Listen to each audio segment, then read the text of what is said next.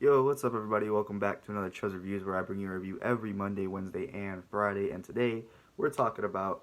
I'm kind of late to this game, release wise, and also it was free on PlayStation Plus last month. It's too late to get it now.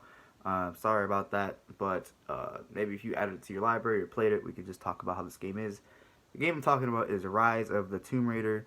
I think it's the second Tomb Raider game in the reboot series. The first one is just called Tomb Raider, and now we have Rise of the Tomb Raider, which is kind of a stupid name because you would think that she rose in the first game. But anyway, Rise of the Tomb Raider is Laura Croft, basically the female Nathan Drake, or the Nathan Drake was the male Laura Croft, um, and you are exploring tombs and exploring in general, and you have more weapons in this game, I would say, than it's pretty much like Uncharted with more exploration.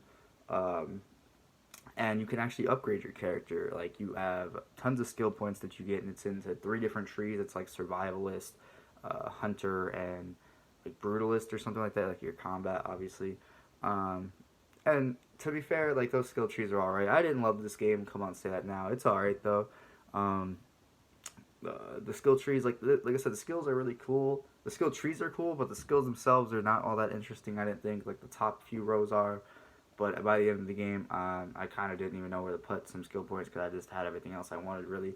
Um, the game is pretty much way easier than Uncharted to me, at least coming off of Uncharted 2. I literally just reviewed that game, and that game gets pretty challenging. This game was not really challenging. The final level is challenging, but that's it. Other than that, the AI in this game is pretty stupid.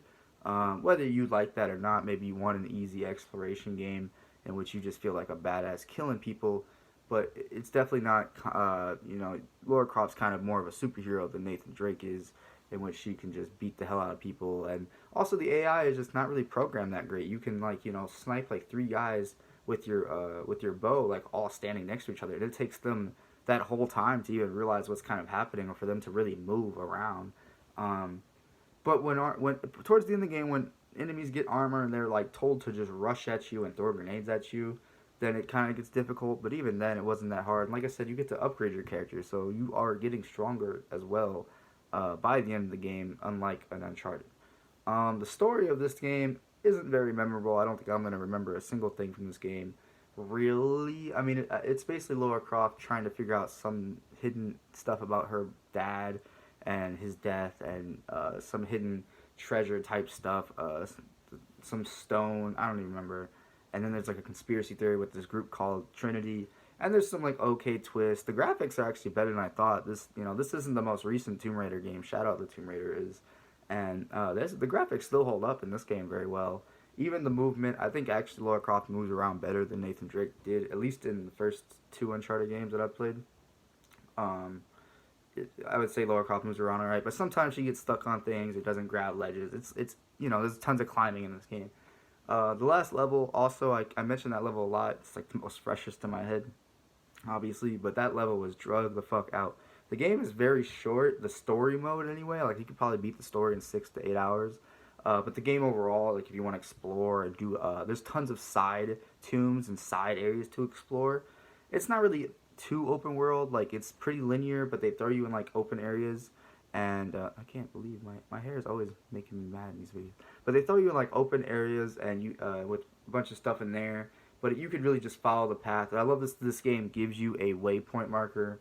You just gotta click a button, and everything around you will show you where you need to go. Damn, I fucked up the hair again. But yeah, Uncharted doesn't have that, and I hate that because you kind of accidentally, at least in Uncharted 4, when they actually do let you explore a little bit, sometimes you accidentally go the right way when you mean to explore. In this game, you have total freedom over exploration.